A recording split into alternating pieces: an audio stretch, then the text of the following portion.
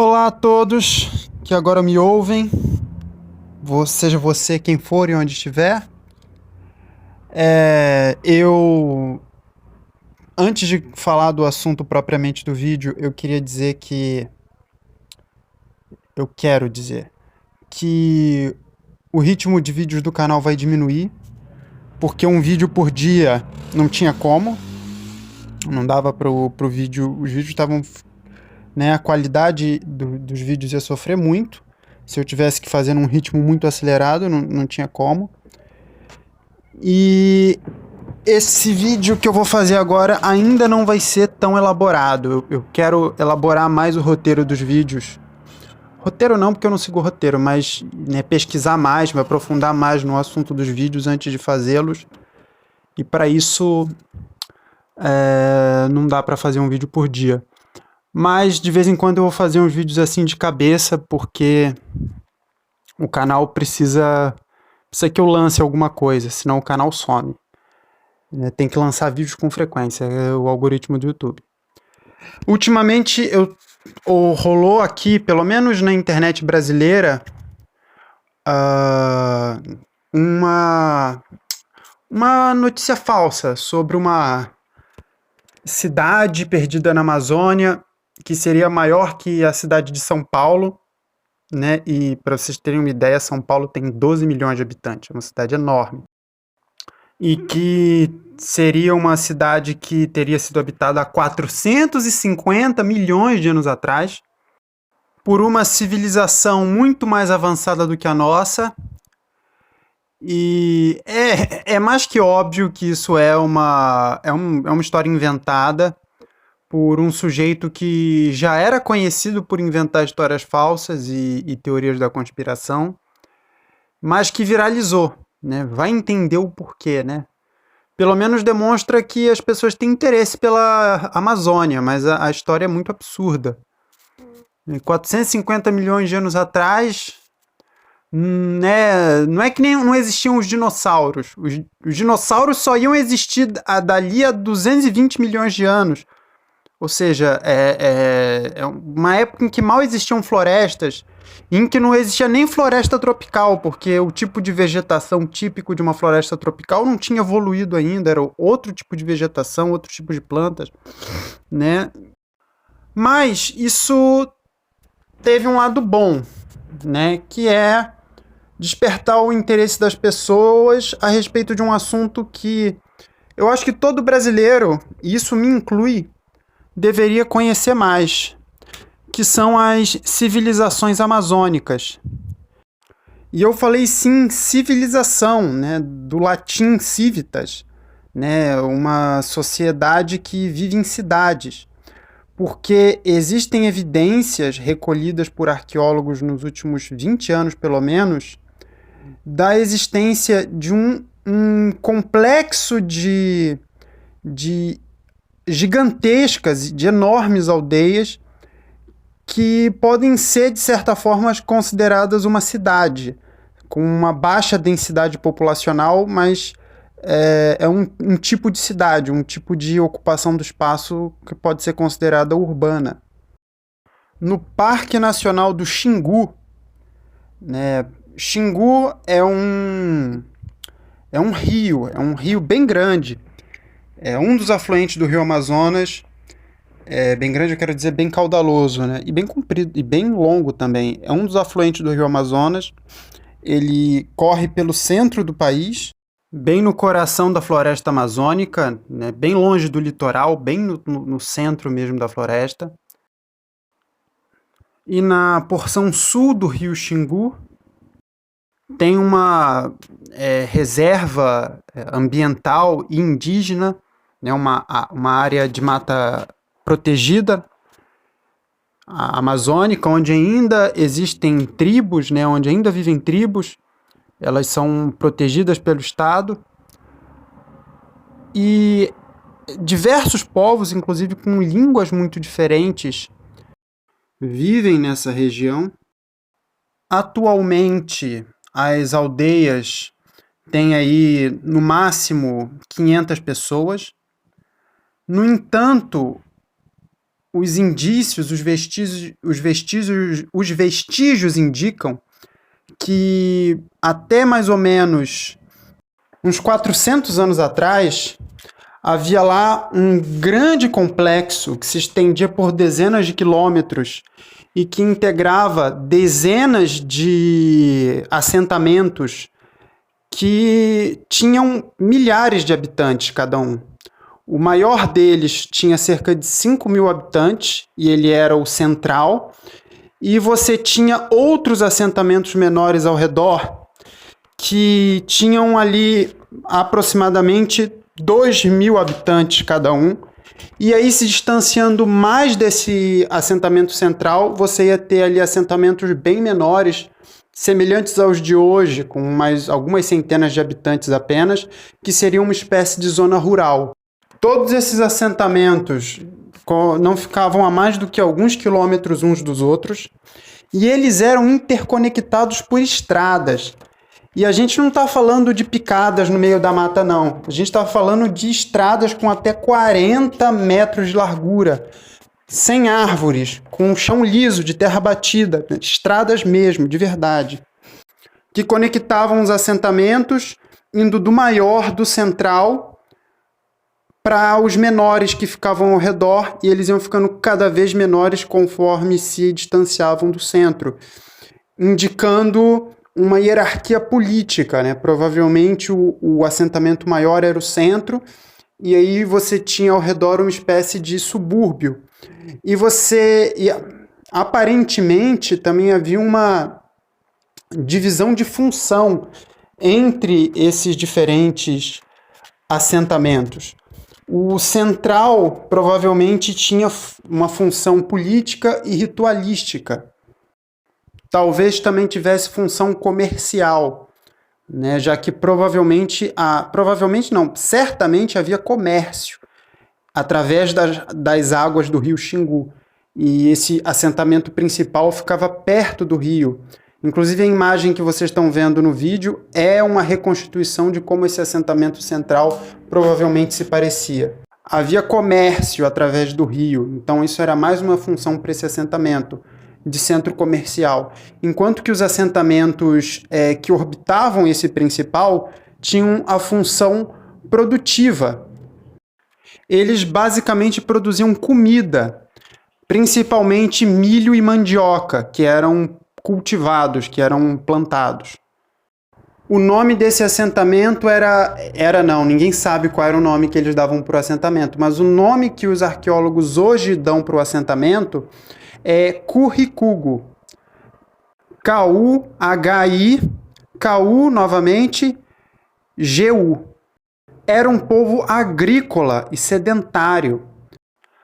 E, ao que tudo indica, com uma agricultura bastante produtiva, o que muda completamente a noção solidificada durante todo o século XX de que os povos da Amazônia ou eram caçadores-coletores ou praticavam uma agricultura bastante rudimentar. Aparentemente não, esses caras eles tinham uma agricultura bastante desenvolvida e por isso eles não precisavam se mudar, porque numa agricultura rudimentar você consome o solo onde você planta muito rapidamente, o povo não sabe cultivar ele corretamente, ele acaba se desgastando e aí quando o solo deixa de ser fértil a população tem que se mudar. Isso seria uma agricultura primitiva. Era o que se acreditava que os povos da Amazônia faziam. Que eles tinham essa agricultura rudimentar quando tinham agricultura.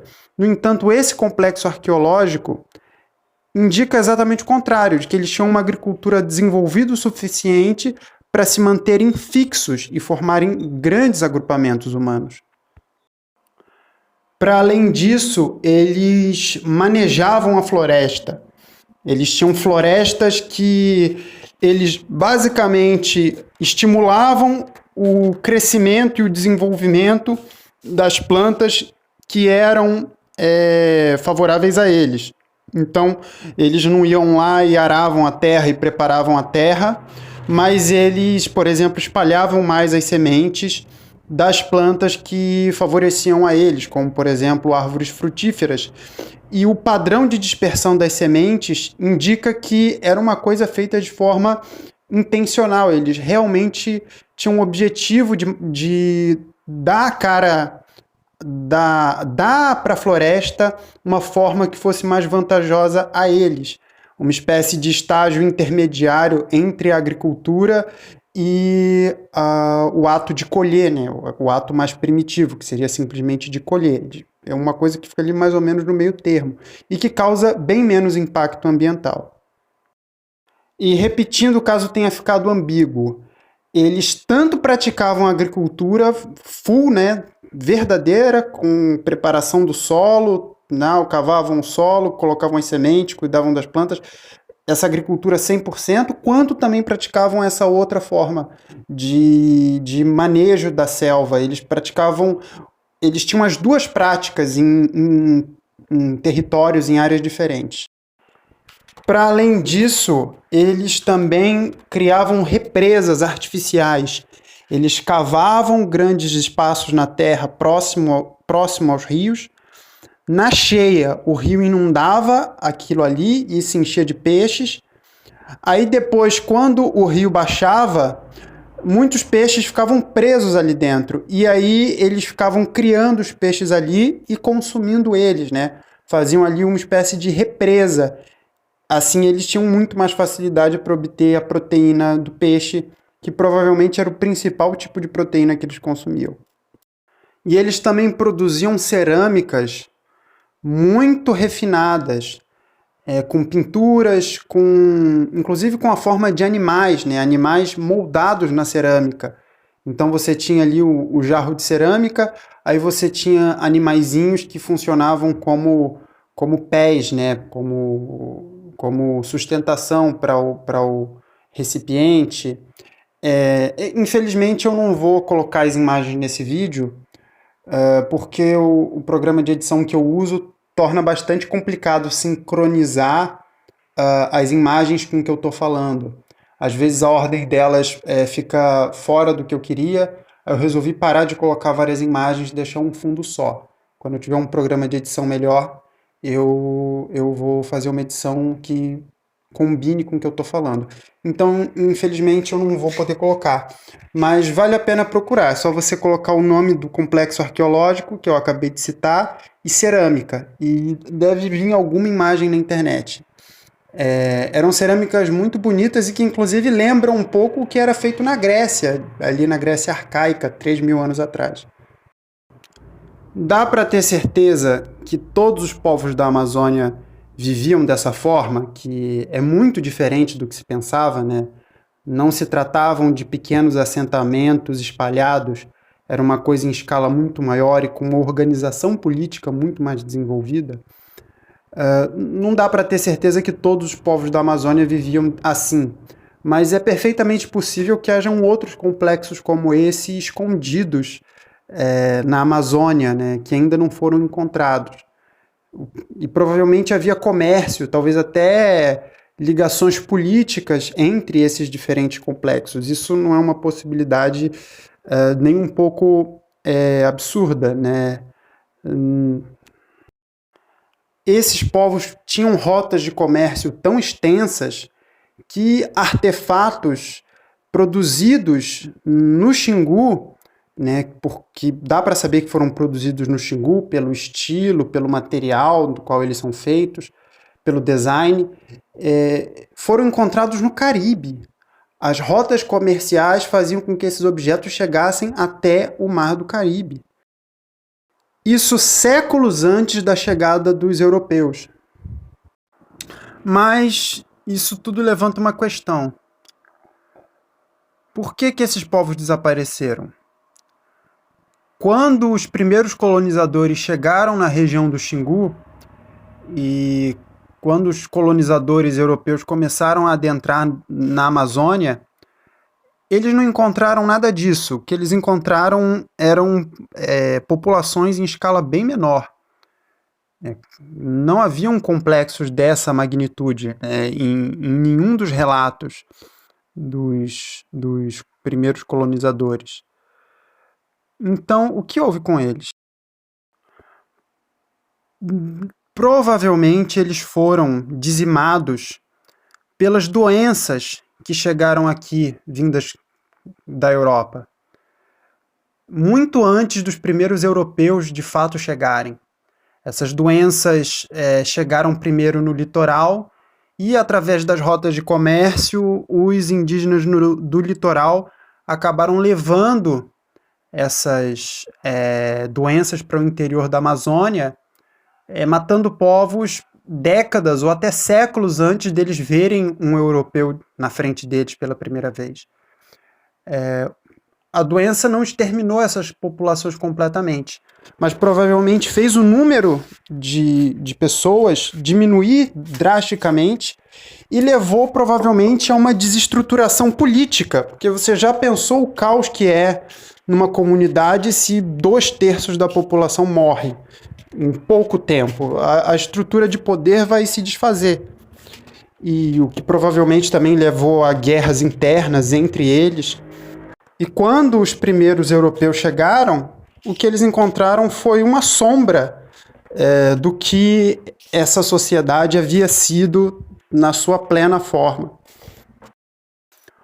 Aí depois você vai ter o choque frontal contra os primeiros colonizadores, as batalhas, os confrontos, mas esses confrontos foram travados com algo que já era ali uma sombra do que havia sido essa sociedade na sua melhor fase, porque as doenças tinham chegado primeiro.